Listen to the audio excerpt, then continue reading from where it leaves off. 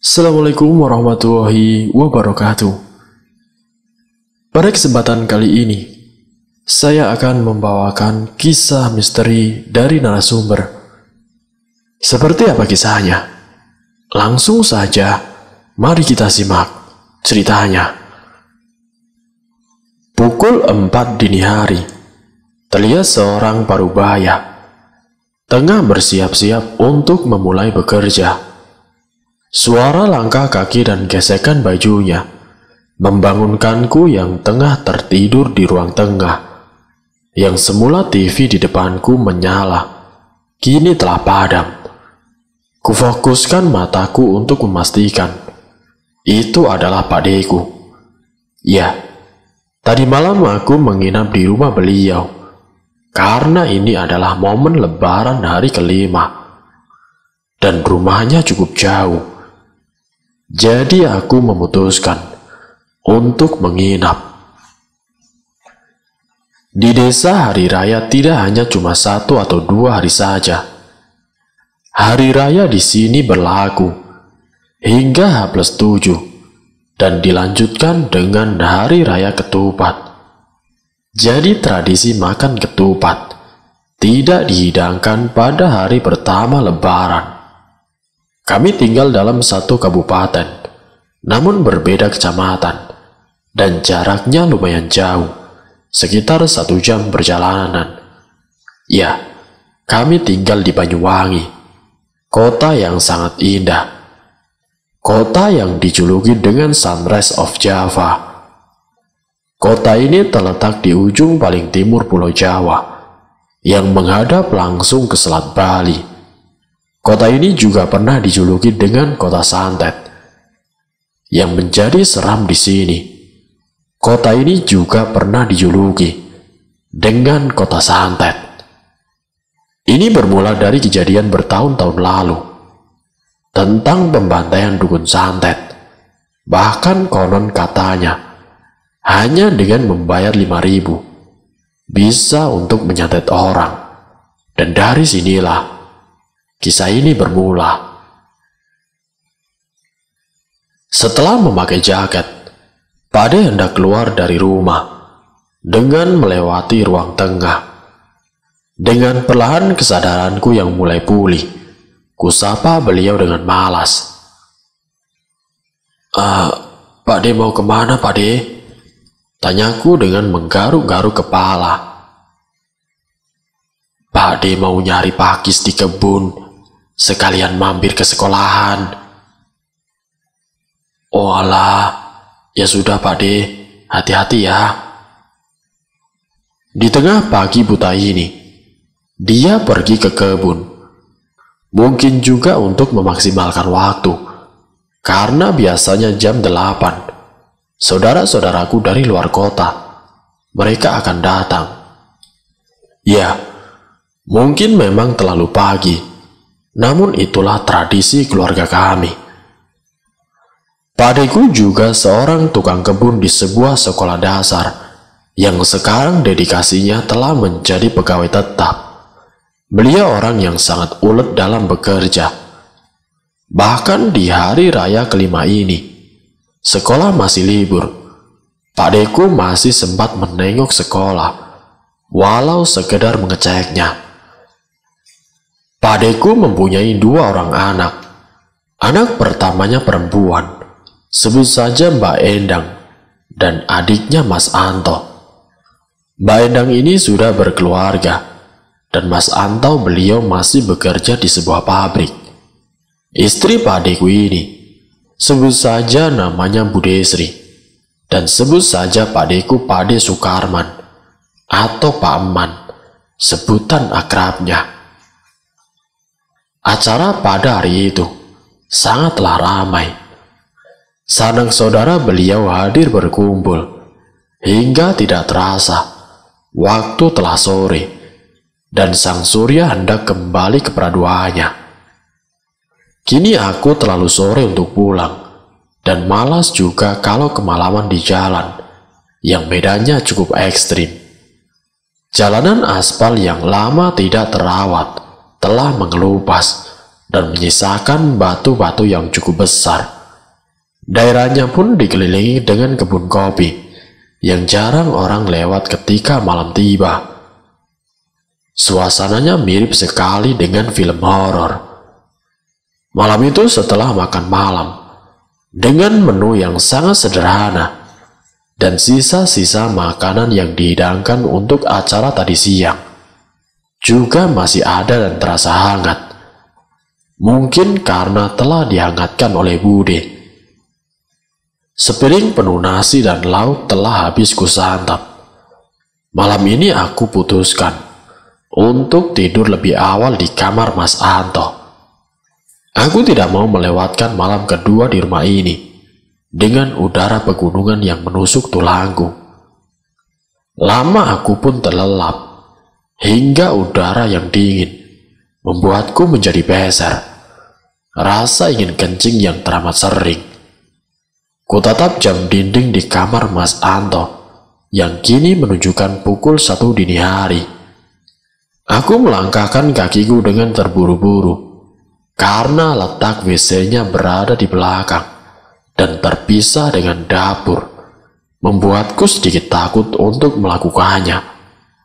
Namun ini sudah terasa di ujung, jadi aku teruskan langkahku. Kuselesaikan dengan secepat mungkin dan bergeser keluar dari toilet yang menyeramkan ini. Ketika hendak mau keluar dari WC, terdengar suara langkah yang sedikit mengendap dan juga terburu-buru di samping dapur luar rumah. Namun tidak lama kemudian, suara itu pun menghilang dan berganti suara seperti seorang menggali, namun tidak dalam, karena hanya terdengar beberapa cangkulan tanah. Suara itu tidak kutelusuri, karena saking penakutnya aku, dan aku pikir itu hanyalah binatang, anjing atau babi hutan. Mengingat ini di daerah pegunungan di bawah kaki gunung, itu bisa saja terjadi. Di pagi harinya, kejadian semalam kuceritakan kepada Mas Anto. Namun Mas Anto pun menyangkalnya. Dia berkata, "Alah, itu mungkin hanyalah anjing tetangga yang sering buang air di belakang rumah." Memang sedikit menjengkelkan ketika tetangga kita memelihara anjing atau kucing, karena mereka tidak mau membuang air di area tuanya sendiri. Hari ini aku ingin pulang saja. Sudah 2 malam aku tidak pulang. Rencananya hari ini mau jalan-jalan sama teman-teman ke pantai. Ya, ke pantai dengan teman-teman. Aku kemudian berpamitan dengan Pak De dan Bude. Kupacu motor Honda Supra X keluaran tahun 2010 dengan membawa hasil kebun seperti labu siam dan juga sekresek kopi yang kuletakkan di depan sambil kujepit dengan kedua lututku. Hingga tidak terasa telah 1 jam lebih perjalananku. Waktu menunjukkan pukul 12 dan aku sudah berada di rumah. Singkat ceritanya, seminggu telah berlalu, hingga sebuah panggilan tidak terjawab telah menghiasi layar ponsel ayahku, yang sedari tadi berada di depan TV. Dengan penasaran, kulihat siapa yang miss call. Banyak sekali. Terlis nama Pak Deman. Telah tercatat 7 kali miss call. Singkat cerita ayahku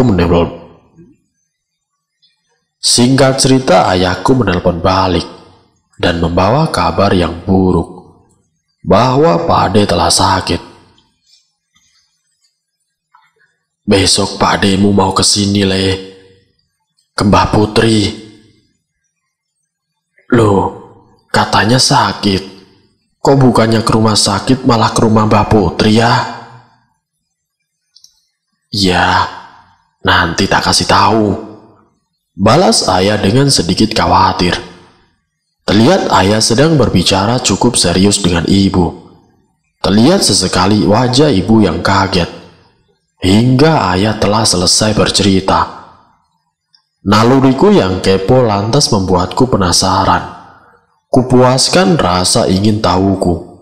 Kutanyakan kepada ibu, yang terlihat gusar dan juga khawatir. Pak Demu sakit, Le. Tapi ketika diperiksa, kata dokter tidak ada penyakitnya. Loh, lah memang Pak D sakit apa, Bu? Pak Demu itu muntah-muntah darah terus, Le. Kata dokter tidak ada penyakitnya, tapi Pak Demu muntah darah terus.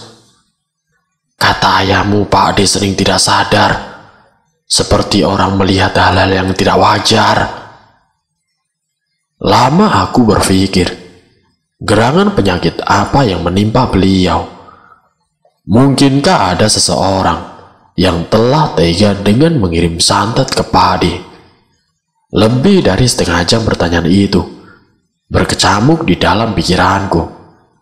Mengingat Pade orang yang ramah, baik, dan sepertinya tidak punya musuh. Hari telah berganti. Pagi-pagi pukul 9, Pade sampai di rumah Mbak Putri dengan membawa mobil sewaan. Terlihat Pak Ade tengah dibopong ke dalam rumah oleh Mas Anto dan Pak sopir yang membantunya. Belum ada pembicaraan serius tentang apa penyakit yang diderita oleh Pak Ade. Para tetangga kini telah datang untuk menengok ataupun hanya sekedar ingin tahu dengan berkedok menengok. Hari pun telah sore. Mas Anto dan Mbak Endang telah pulang, dan kini hanya ada Bude yang menemani Pade di rumah Mbak Putri. Selepas azan maghrib penyakit Pade kambuh lagi. Beliau muntah darah, namun sedikit aneh. Darah yang keluar itu berwarna merah tua, sedikit kehitam-hitaman, dan baunya sangat busuk. Mbak Putri pun yang berada di sampingnya. Beliau terlihat panik karena baru pertama kali melihatnya. Ayahku pun datang dengan membawa orang tua yang berpakaian seperti kiai. Beliau kerap disapa dengan sebutan Baselo. Beliau cukup terkenal dalam mengobati penyakit-penyakit non-medis. Baselo kini tengah terduduk bersila dengan memegang gelas yang berisi air putih. Kulihat beliau seperti membaca doa-doa yang entah ayat apa yang ia baca. Kemudian didekatkan mulutnya ke gelas dengan sedikit menyembur ke air dalam gelas tersebut. Diminumkanlah air putih tersebut ke Pade. Tidak lama Pade pun bereaksi. Pade yang semula terbaring tenang, kini telah berontak sambil memegangi perutnya. Pade seperti orang yang kesakitan, namun berangsur-angsur beliau mulai tenang. 1 jam kemudian beliau bangkit dari tidurnya dengan menyadarkan baunya ke dinding dan lalu berkata, "Le, panggilkan Bude, Pade lapar." Iya Pade." Karena budeku dipanggil-panggil tidak ada, aku ada inisiatif untuk menyuruh ibuku untuk mengambilkan makanan. Sepiring bubur ayam yang ibu beli di depan gang telah tersaji, dan kini kubawa dengan segelas air putih dan kuberikan kepada Pade. Namun alih-alih Pade memakannya, dia menolak dengan keras, seraya berkata, "Makanan apa itu, Le? Makanan manusia itu tidak enak. Itu loh, Le. Ambilkan aku kembang melati di depan rumah. Aku sudah lapar sekali ini." Lanjut Padeku. Sontak aku terkejut dengan perkataan Padeku yang di luar dugaan. Kuceritakan hal yang aku alami kepada ayahku. Namun sepertinya beliau tidak terlalu kaget. hingga dia bercerita kepadaku tentang perbincangannya dengan Mbah Selo. Singkat cerita, Mbah Selo menyimpulkan bahwa ini adalah penyakit non-medis. Ada seseorang yang secara sengaja mengirimkan hal ini pada beliau. Memang permasalahan tentang santet bukanlah hal yang tabu di daerah kami. Namun di zaman yang sudah modern ini, masih ada saja cara yang instan untuk menggeser atau menghapuskan kedudukan seseorang. Di dalam hal ini, Mbah Selo hanya mampu membentengi padeku dengan rajahan dan juga hal-hal yang tidak bisa kujelaskan. Tepat pukul 10 malam, Mbah Selo berpamitan.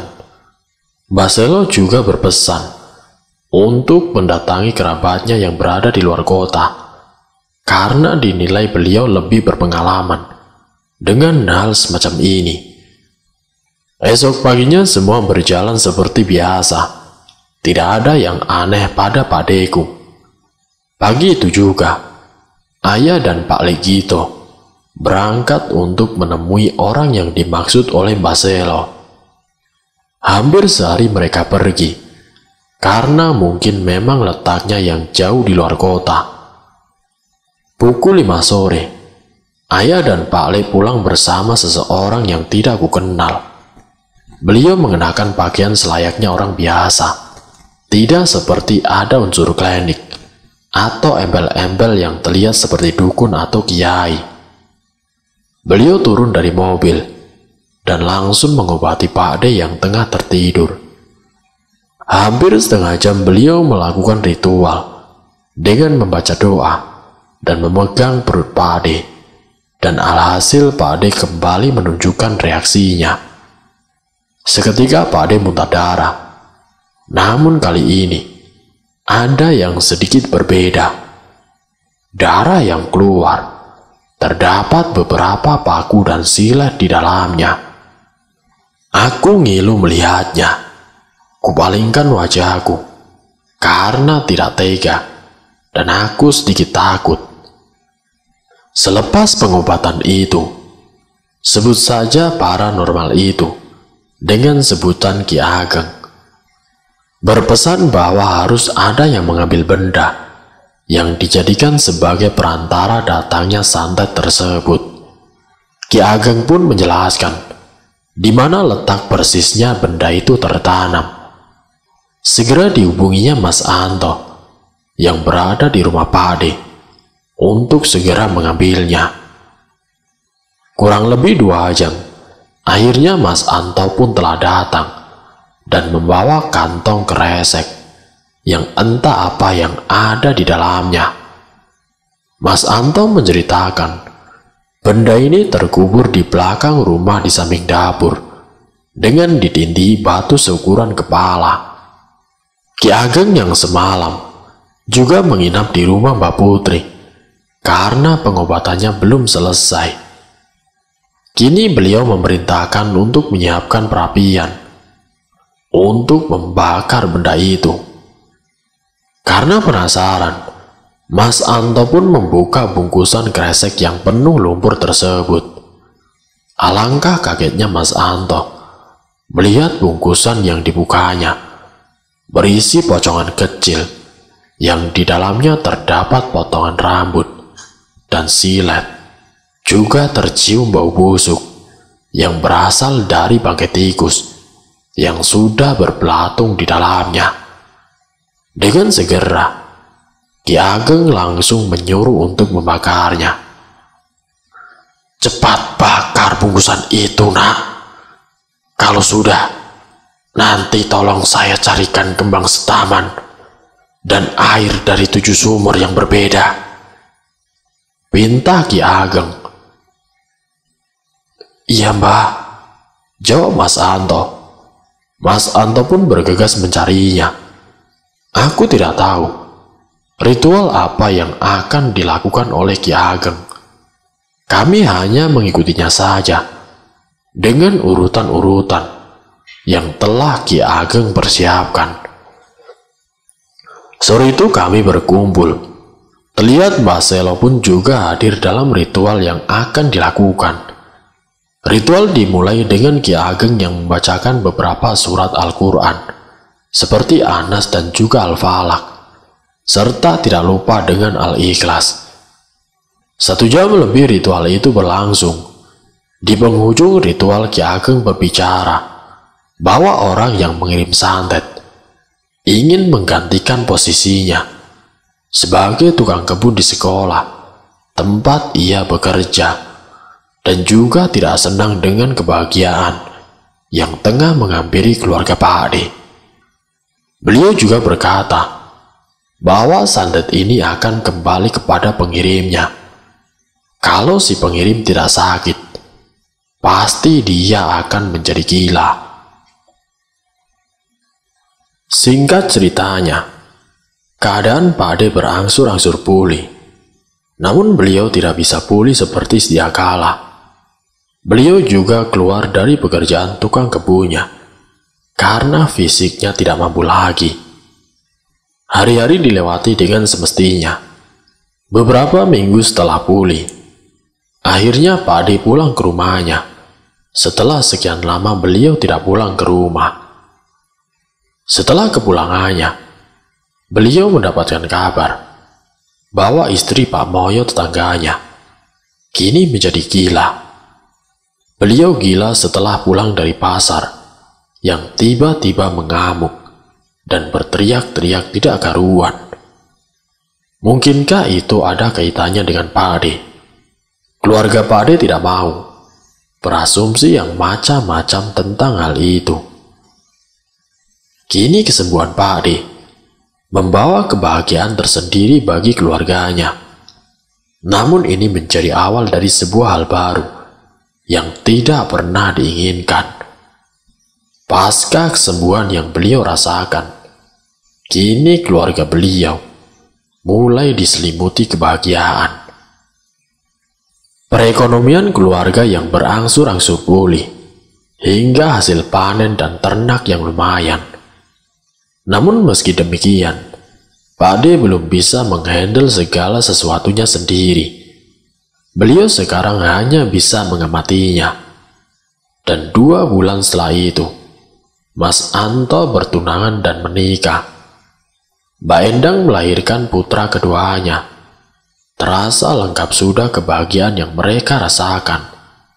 Aku pun turut hadir dalam pernikahan Mas Anto.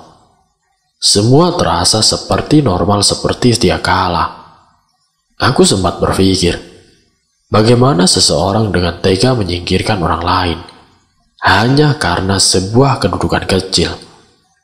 Hal yang memang sangat sulit kupahami. Namun singkat ceritanya, kebahagiaan yang keluarga ini alami tidak berlangsung lama, kurang lebih 3 tahun. Memang cukup lama dirasa 3 tahun berlalu, namun semua itu terganti akan kambuhnya penyakit yang dialami oleh Pak Ade. Tepatnya hari Senin, malam Selasa, entah dalam penanggalan Jawa malam apa, tiba-tiba Pak Ade berteriak sekuat tenaga hingga membangunkan seisi rumah. Beliau seperti orang kesurupan, berbicara tidak jelas, hingga membenturkan kepalanya ke dinding. Sontak seisi keluarga sangat panik dan memanggil sesepuh yang ada di daerah tempat tinggalnya. Setelah kejadian semalam, paginya Pak Ade mulai merasakan sakit yang teramat sangat. Mulai dari perutnya yang terasa seperti dihujam pisau, hingga terkadang terasa tercekik, sampai biru wajah Pak Ade. Hal ini diceritakan oleh Mas Anto yang berkunjung ke Mbah Putri yang hendak mengabarkan bahwa Pak Ade akan berobat dan tinggal di sini lagi selama beliau sakit. Sebelum kedatangan Pak Ade ke rumah Mbah Putri, banyak tetangga yang datang untuk menengok bagaimana keadaan Pak Ade. Bahkan Pak Moyo pun sempat menengoknya. Beliau datang sendiri karena memang istri beliau masih mengalami gangguan kejiwaan. Kedatangan para tetangga ke rumah Pak Ade membawa doa tersendiri untuk kesembuhan Pak Ade. Di sini ada suatu kejadian yang aneh. Ketika para tetangga datang mengunjungi Pak Ade, sebut saja namanya Bu Tini, bersama anaknya yaitu si Sarah, seorang gadis kecil berusia 6 tahun. Gadis ini seorang anak indigo. Dia mampu melihat dan berinteraksi dengan hal-hal yang gaib semenjak kecil. Bahkan kata Bu Tini, ketika maghrib menjelang, beliau sering melihat anaknya ketakutan dan terkadang sedang asik bermain dengan sesuatu yang tidak terlihat. Bu Tini dan Sarah ini berniat menengok keadaan Pak Ade.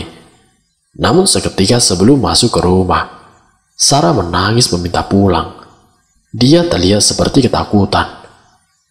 Sambil menangis dan bersembunyi di belakang ibunya, dengan menarik-narik baju ibunya, merengek ingin pulang.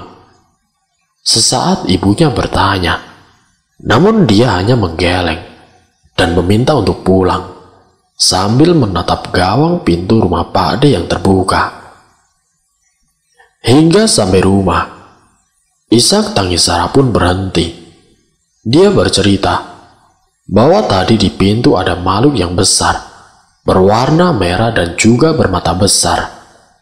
Bahkan dia menuturkan, makhluk itu memiliki tangan yang bersisik dan kuku-kuku panjang. Kali kedua Pak Ade datang ke rumah Mbak Putri lagi, dan dengan kondisi yang sama. Rentetan kejadian dan kesakitan yang dideritanya sungguh miris dan amatlah sangat pedih. Kehidupannya secara perlahan kembali terpuruk. Pengobatan pun membutuhkan biaya yang tidak sedikit. Tidak jarang pula harus menjual beberapa ekor kambing ternaknya. Bersama Mas Anto, Pak Deyoyo mendatangi Ki Ageng yang dulu pernah mengobatinya. Dalam perjalanan menuju ke kediaman Ki Ageng, Mas Anto dan Pak Deyoyo mengalami beberapa gangguan. Dari yang tiba-tiba ban kempes, atau tiba-tiba ranting pohon yang jatuh, dan hal-hal kecil dan aneh lainnya. 1 jam setelah kepergian Mas Anto, kini mereka membawa Ki Ageng ke rumah Mbak Putri untuk melakukan hal yang sama lagi. Pengobatan yang dilakukan Ki Ageng kali ini sedikit lebih lama, namun sedikit lebih tenang. Tidak ada muntah darah atau teriakan histeris. Setelah pengobatan yang beliau lakukan selesai, beliau berpesan untuk besok mengajaknya ke rumah atau ke kediaman Pak Ade. Beliau merasakan ada sesuatu yang tidak beres di rumah Pak Ade.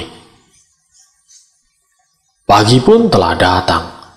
Terlihat matahari mulai menampakkan sinarnya di ufuk timur. Kusiapkan diriku hari ini, karena aku ingin ikut ke rumah Pak Ade. Aku penasaran, hal aneh apalagi yang bakal aku temui di sana.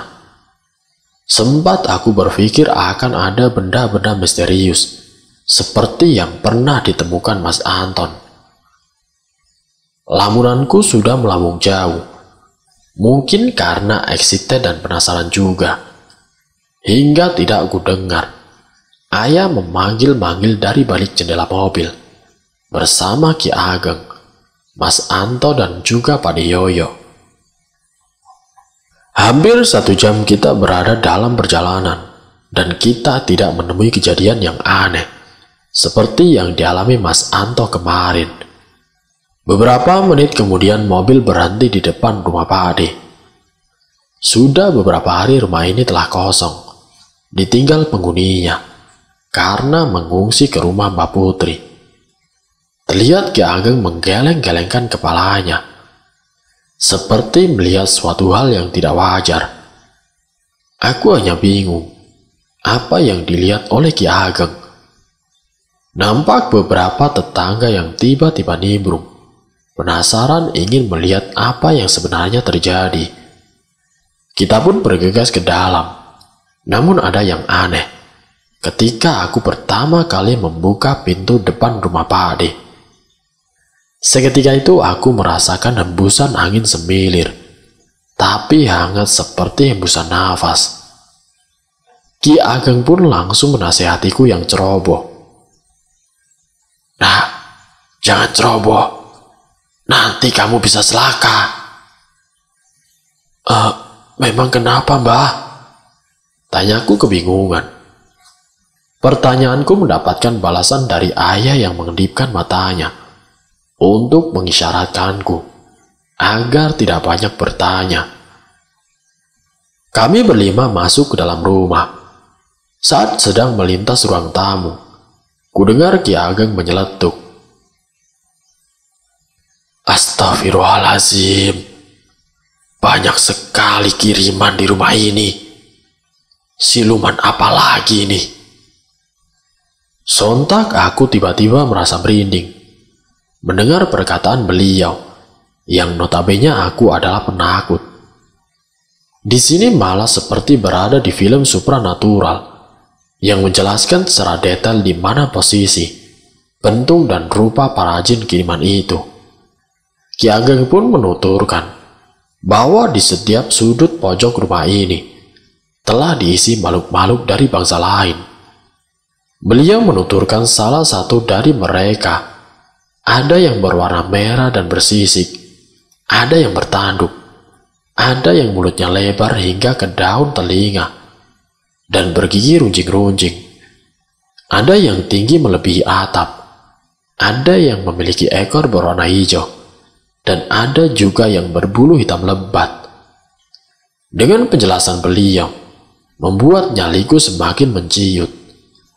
Dengan segera Ki Ageng memulai ritualnya. Kami semua diperintahkan untuk keluar, dan beliau berpesan agar tidak boleh masuk sebelum beliau memanggil, walau apapun yang terjadi. Ritual yang dilakukan Ki Ageng memang cukup lama, terhitung hampir 2 jam berselang. Tidak lama setelah itu Ki Ageng keluar, dan kulihat wajah beliau yang penuh dengan peluh. Beliau berpesan agar melakukan azan di setiap sudut bilik rumah ini. Bergegas kami pun melakukannya. Aku pun ikut melakukannya. Seketika lantunan suara azan terdengar memenuhi seluruh ruangan rumah ini. Di tengah azan berkumandang, sekelebat aku mencium seperti bau rambut yang terbakar, dan itu sangat menyengat, meskipun hanya sesaat. Kini waktu menunjukkan pukul 1 siang. Kami pun pulang mengantarkan Ki Ageng ke kediaman beliau. Namun sebelum pulang, Ki Ageng juga memberikan sebotol air untuk diminumkan pada Pak Ade setiap malam. Terhitung 2 hari setelah kejadian ini, tidak ada kejadian lagi yang aneh yang menimpa Pak Adeku. Namun demikian, Pak Ade dan Bude masih enggan pulang ke rumahnya karena mungkin masih takut. Tapi kebahagiaan ini hanya sementara. Dendam yang mungkin sudah mendarah daging akan tetap menghantui keluarga ini lagi. Hari ini kuliah sedang libur karena memasuki libur semester ganjil. Terhitung ini adalah tahun kedua setelah kesembuhan Pak Ade atas sakit yang dideritanya. Hari raya kini tinggal menghitung hari lagi. Tepatnya ini adalah hari ke-21 puasa Ramadan. Pada masa-masa ini adalah masa yang sakral, dari hari turunnya Al-Quran hingga malam Lailatul Qadar. Manusia berbondong-bondong berlomba mencari pahala dan juga ridho Allah Subhanahu wa Ta'ala. Hari ini masih cukup siang. Kulihat jam pada ponsel menunjukkan pukul 11. Ini menandakan bahwa waktu berbuka puasa masih sangat lama. Kurebahkan diri ini ke atas kasur. Terdengar dari luar kamar suara ribut dan panik ibu yang terdengar sedikit mengisak. Kuputuskan untuk keluar dan lalu bertanya, "Ada apa, Bu?" Itu pademu, pademu. Suara ibu tercekat-cekat. Pakde kenapa, Bu? Suaraku ikut lirih. Pakdemu pakdemu meninggal. Innalillahi wa inna ilaihi raji'un. Pakde merupakan sosok yang dekat dan hangat dengan saudara-saudaranya. Selain kebaikannya, satu hal yang tidak bisa kulupakan, yaitu angpau di hari Lebaran yang sebentar lagi akan tiba. Ya, walaupun jumlahnya tidak terlalu banyak. Kabar kematian Pakde sangatlah mengagetkan diri kami. Pasalnya setelah sakitnya yang terakhir beliau derita, beliau terlihat seperti memiliki semangat hidup yang kuat. Namun takdir telah berkata lain. Tuhan lebih sayang pada beliau. Hari itu juga, kami pun melayat ke rumah beliau. Proses pemakaman pun berlangsung dengan lancar. Kini kami sekeluarga berkumpul di rumah bersama Pak Dioyo, Pak Dekus, dan saudara-saudara yang lain.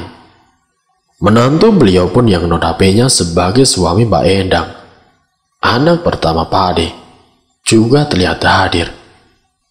Mas Andik namanya. Beliau adalah suami Mbak Endang yang jarang pulang karena kerja di luar kota. Obrolan yang haru pilu hingga Pak Deyoyo memberanikan diri untuk menanyakan kronologi kematian Pakde.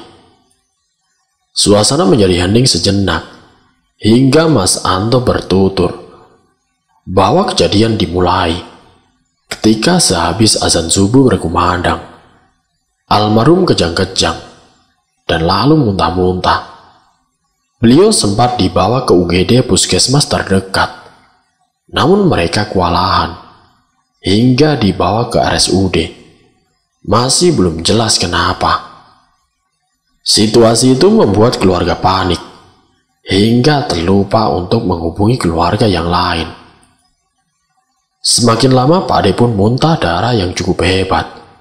Cairan kental berwarna merah terus keluar dari mulut beliau. Miris memang mendengarnya. Mas Anto juga sudah berupaya untuk menghubungi Ki Ageng, namun tidak ada jawaban dari beliau. Nomor ponselnya sudah tidak aktif. Sekeluarga pun sudah pasrah atas beliau. Tangis dan isak memenuhi ruangan tersebut, dan suasana berubah menjadi haru biru. Pakde telah mengembuskan nafas terakhirnya. Beliau telah berpulang ke rahmatullah. Semoga beliau diberi ketenangan dan tempat yang layak di sisinya.